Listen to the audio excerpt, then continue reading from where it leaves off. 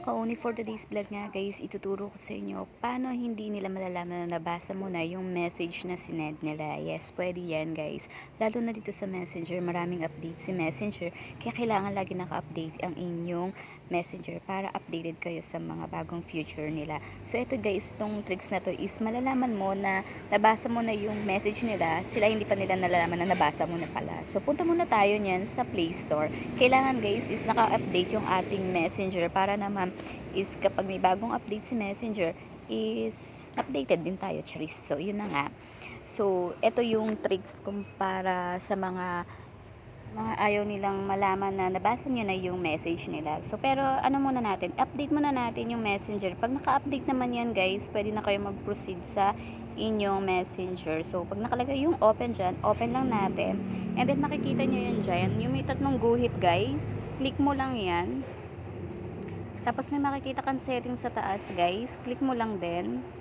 Ayan. So, hanapin lang natin yung sa references, yung privately and safely. Ayan. And then, scroll lang kayo pataas. Makikita mo dyan yung read, receive. Ayan. I-click mo lang yan.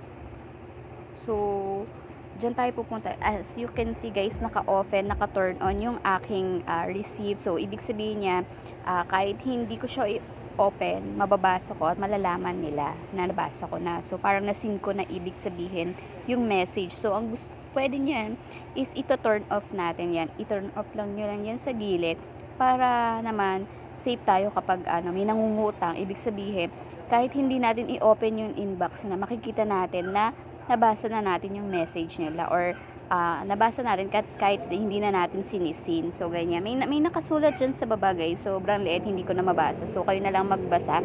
Kasi dyan yung malalaman yung parang pag tinurn off, ibig sabihin nun, hindi niya na makikita na nabasa niyo na yung message niya. So, ganun lang yun guys. So, o diba? So, yung mga gustong may mga nangungutang sa inyo at pag na-open nyo kasi usually magre-reply ka dyan eh. So, para hindi ka mag-reply, para hindi nila malaman na nabasa mo na, is i-turn off mo na yan para hindi nila malaman na nabasa mo na yung message. O diba? So, for more tutorial tips, mag-subscribe lang po kayo sa aking YouTube channel.